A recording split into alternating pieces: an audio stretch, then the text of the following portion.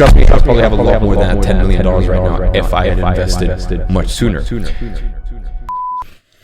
You know, this video is such an important topic, and if you follow the steps I'm going to outline here today, you know, I don't see a way that you are not a millionaire, if not even a multi-millionaire, by the age of 25. So I thought, you know, this might be one of those occasions where it's time to light a candle. It's time to pull out a pen and a notebook, because I'm going to show you exactly the things that I learned reaching $10 million in my investment portfolio after tax by the age of 21, and how you can replicate the exact 8 steps that I took in order to get there. So ladies and gentlemen, this is my investing advice for all of the teenagers out there. Now, the first step is you have to decide how much of your income, no matter how small it is, are you going to put away in order to invest. It really all starts with a decision, whether you're getting $50 a week pocket money, whether you have a little, you're 17 or 18 and you have a little side gig, maybe you have a part-time job, whatever it is, decide how much of your income you're going to put away. Now, you might be making $50 a week right now because your parents are giving you $50 a week in pocket money,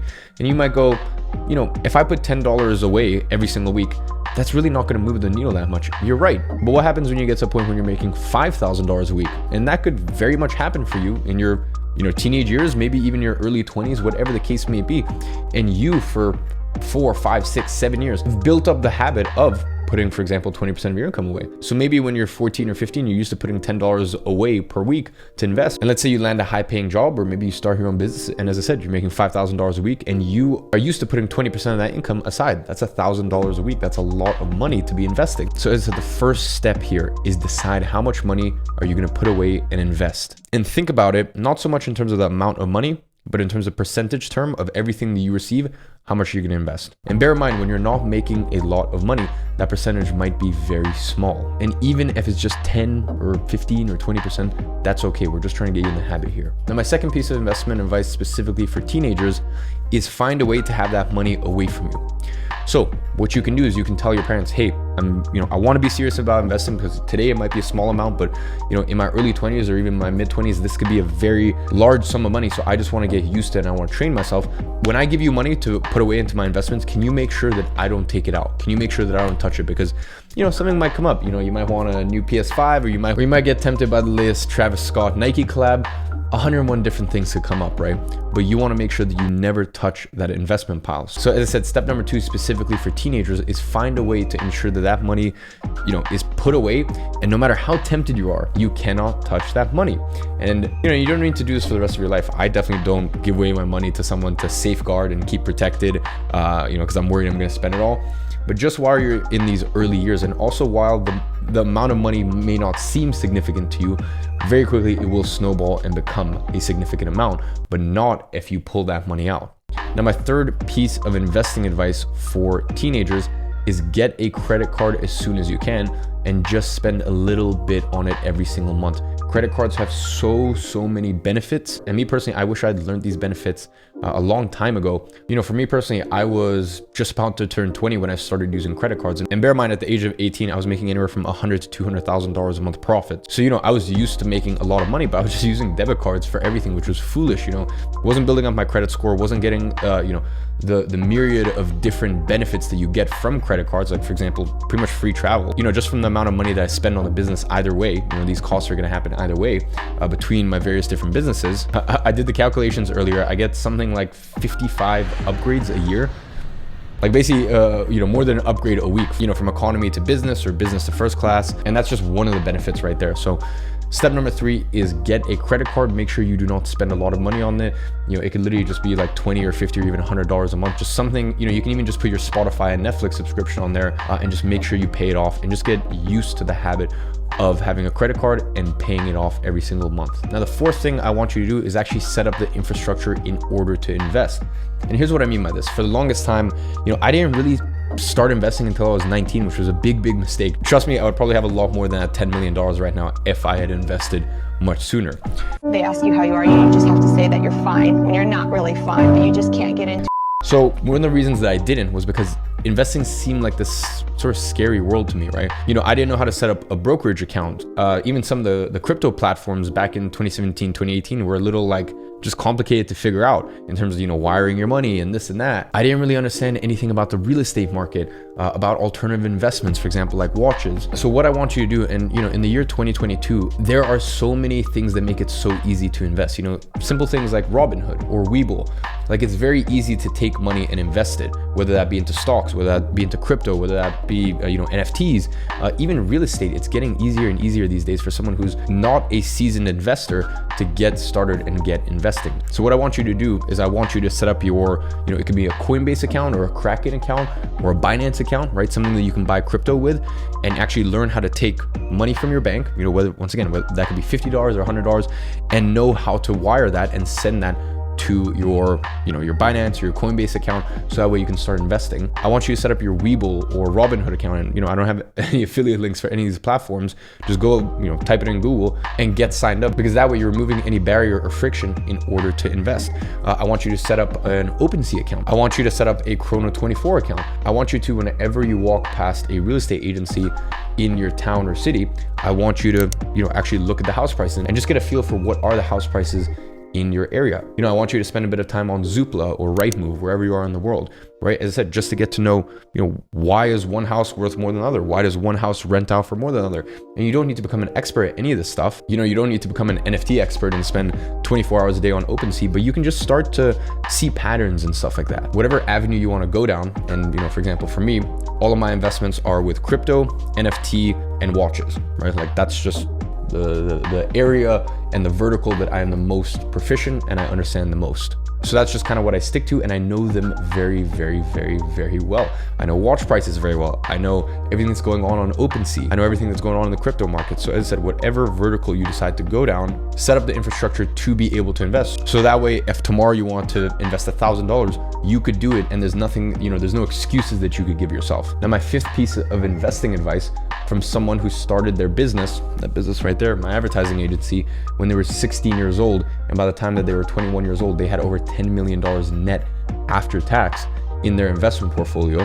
The fifth piece of advice that I could give you is investments are great, but you need to understand that investments are not there to really make you rich. They're more there to preserve your wealth and to give you stability and security, you know, for many, many years and decades to come. What you need to do, the fifth thing you need to focus on, is start a business or start some sort of freelance side gig. Whatever it is, you need to get your income up. Now, that could even just be, you know, a job at a fast growth company. You know, there's many employees in my companies, you know, between my agency, my education platform, my software company, that make CEO type money. And every year, you know, their income compounds. So if you can find an organization like that, there's nothing wrong with having a job. But I will say they are very few and far between. Most of the time it's very, very hard to level up your income when you're working in a job. So as I said, the reason I was able to get to this point in life is because I decided to start an agency. Obviously, at the time when I was 16, I didn't realize what I was doing. Now looking back, I realized, I started a boutique online remote agency. And the way that I built it up was by using something called contractor arbitrage. I would find really good contractors, and then I would basically take their services, wrap it under my agency, and then go ahead and sell that on for double, triple, or quadruple what they were charging me. And you know, what they were charging me was still considerably higher than what they were able to charge clients in their own country. So yeah, that was basically the business model for the first, almost 2 years. And I was able to get to $40,000, $50,000 a month profit right towards the tail end of being 17, going into being 18 years old. And then from there, once the budget allowed, hired people full-time, et cetera, et cetera. And my CMO actually was a contractor who worked for me 4 years ago. And it's been 4 years that we've been working together. Now, I can't give you guys the exact specifics on how to actually accomplish this and do what I did, but you will be happy to know that I released an exact step-by-step training on exactly how to build a 100K a year online business in the quickest time possible.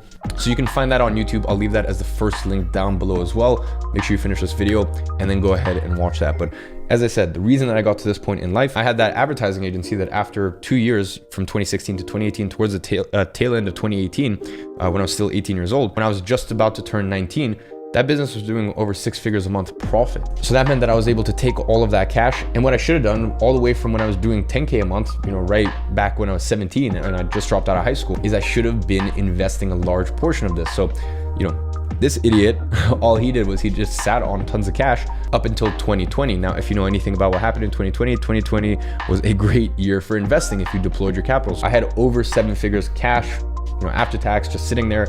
I deployed that. And from my $1.5 million I put in 2020, within 7-8 months through the crypto markets, it was up to $8.5 million. I also invest a lot of money in watches. I have a watch portfolio worth over $2.3 million right now. I'll get Tristan to throw it up on screen, my Chrono 24 collection. So as I said, if you're starting off with a little amount of money, you will not invest your way to riches. Still follow all of these principles here, but the big one is this 5th one, which is, as I said, start a business or some sort of freelance gig. Step number 6 is live below your means. Now, I know there's been a lot of people who could look at my life and, they'll see videos where I'll go shop at the mall for 2 hours and spend $20,000, or I'll buy expensive watches. Well, watches are investments for me, but I don't know, I spend money, I enjoy my life, etc., etc. For me personally, I live off of anywhere from 10 to 15% of what I earn. If you guys have seen my breakdown of 2021, sort of like a year in review video, as all you guys may know, I made over $10 million in 2021. So I know some of the things I do might seem like, wow, that's so much money, but it's all, I don't know what word I'm looking for here. Proportionate? I think so. I would be very concerned for myself if I spent 70, 80, 90% of my income. And a lot of people out there spend more than they even earn. I don't believe in living below your means in the sense that, I see a lot of these multi-millionaire people, and they're just live very frugally and they won't buy coffee and this. I personally just think that's stupid, right? This life, you only have one of this life. If you are being responsible and you're only spending 10, 15, 20, even 30% of your income, and you make a lot of money, who cares? If you're investing the rest of the money, you're protecting your future. You know that even if you stop making money for the rest of your life, you would still be good. And now I'll get on to a point that I'm going to touch on very soon. For me personally, I know everyone has different opinions. This life is there to enjoy. And especially if you have the great privilege and the great honor like I did, and was very blessed and very lucky, because don't get it twisted, everything in life, luck has a role to play. And I was very blessed and I was very lucky to, yes, spot the right opportunities at the right time, start a business at the right time, but there was always a factor of luck involved. So as I said, if you are privileged enough to make money at a young age, I believe, you should enjoy this life. So live below your means. That doesn't mean, you need to scrounge on coffee or this, that. I think when you're making less income, let's say less than $5,000 a month or less than $10,000 a month, it makes sense that you spend 50 or 60 or, maybe even 70% of your income. I get it. Now, once you get to a point where you're making, multiple 5 figures, maybe even 6 figures a month. And if that sounds crazy to you, at some point, you can go back to my YouTube video and watch videos of me when I was starting my business in 2016. You can watch videos of me in 2015 when I was showing what books I was reading. I used to read a book a week, and I was and I had all these grand visions and all these grand plans, etc., etc. So don't set any boundaries on yourself of what is and isn't possible. But anyways, as I said, live below your means as a percentage. Okay, let's say in a hypothetical world, totally hypothetical, someone might look at someone who is just enjoys their life to the fullest, literally doesn't even look at the price tag of anything, and they spend $10 million a year. That might seem insane to someone. That might seem like total lunacy. But let's just say that person made $100 million a year, and that person invested $80 million a year, spent $10 million a year, and put $10 million a year into their savings, okay? So they saved just as much as they spent, and the other 80% of everything they made went to investments. And let's say that investment portfolio yielded them 10% returns a year. From that $80 million, they have just yielded $8 million a year passively from their investment portfolio. So the reason I say this is because someone might look at that person and be like, oh, you're not living below your means, or blah, blah, or you're financially irresponsible. I don't think so. As I said, for me, it's all proportionate, and it's all based on how much you make and what stage of things you're at. So living below your means doesn't mean, only shopping when there's sales if you're a person who makes a lot of money. Okay, so just bear that in mind. And this goes into step number 7, and this is very important as time goes on. And step number 7 is you want to increase your percentage of your income that you invest. Okay, so once you start getting to a point where you're making more and more income, every year you should try to have your, the percentage of your income that is going towards your investment grow and grow and grow. And this, the reason that this is important is because of the last final step. And the last final step is really where you achieve the truest freedom in life. But the only way that that's possible is by consistently, as your income grows. And as I said, the best way to do that is through a business. Once you're done with this video, make sure you click the first link in the description. That'll take you to another YouTube, it won't take you to any landing page or this or that. It'll just take you to another YouTube video that I put out that people went absolutely crazy for, that shows you step by step exactly how to build an online business to 100K a year. As I said, go ahead, start a business. And as the years go by and you make more money, go ahead and increase the percentage of that money that you make that goes into your investment portfolio. And the last step, and this is really where you achieve the truest sense of freedom, is only live off of what your investment portfolio yields you. So let's say that you have an investment portfolio. Let's say you're 25 years old and you followed all these steps. And let's say you follow these steps and you're 14, let's say you're 17, maybe even you're 19 years old, and you follow these steps and you have an investment portfolio of $2 million. And if that sounds crazy, like, trust me, like, don't box yourself in like that. Like, don't limit yourself and your scope of thinking. So as I said, let's say you get to $2 million a year. Off that, let's say that you are yielding 8% a year. That is $160,000 a year passively. The truest freedom is when your investment portfolio, as in like your true passive income, that pays for your life. And if you can get to that point, and that's kind of a cool stage where I'm at in life right now, where my lifestyle can be entirely paid for by my investment portfolio, which means that all of the money that I earn in my businesses can go straight into my investment portfolio. So let's say, to give you sort of realistic benchmarks, this year the businesses will hit, I think combined, anywhere from, let's say, $3.5 million to $5 million profit, right? So if I can contribute, let's say hypothetically, an extra $4 million, and let's say I'm yielding 10% from that, I put another $4 million into my investment portfolio this year. And that means that I get back an extra $400,000 a year in yield. I've just gone ahead and from this year, 2022, from my business earnings, I've gone ahead and allowed myself to spend an extra $400,000 a year for the rest of my life. And if I go ahead and do that again next year, then that stacks and that compounds and compounds. So as I said, the truest freedom in life is when you follow these 7 steps.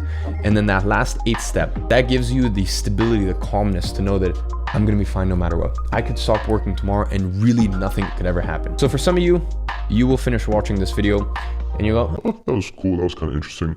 And for some of you, you will understand just how powerful these steps are. And for any of you guys who have been watching my YouTube channel for a while, and there's a lot of you guys who were literally used to watch me when I was 15 and 16, you would have seen every single year I followed these steps. 1 or 2 I should have done earlier, like getting a credit card and really getting the infrastructure for investing set up earlier. But you would have seen my journey in the last 6 years, and you would have seen exactly how I managed to get to this point in life. And this is something that no one ever taught me. I grew up in a single parent household. At some point, me and my mom were on government benefits, which for those of you guys who don't know, that's basically like welfare in America in the UK. My mom was bouncing between retail jobs. She used to be, a receptionist getting paid minimum wage at, one of the hospitals, one of the NHS hospitals, which is, free healthcare in the UK. So I never had a dad. I never had anyone to be a big bro and, really impart this wisdom on me. So for me, this video is important and it's meaningful to me because it's like, this is it. Like, this is the high level view. This is how you do it. Like, this is how you free yourself, free your family. So yeah, I hope that you realize how significant this is if you follow this. So on that note, wherever you are on these 8 steps, and I'll get Tristan to pop them up right here, just keep going, keep going. And I can tell you for sure, I am definitely here in your corner and rooting for you.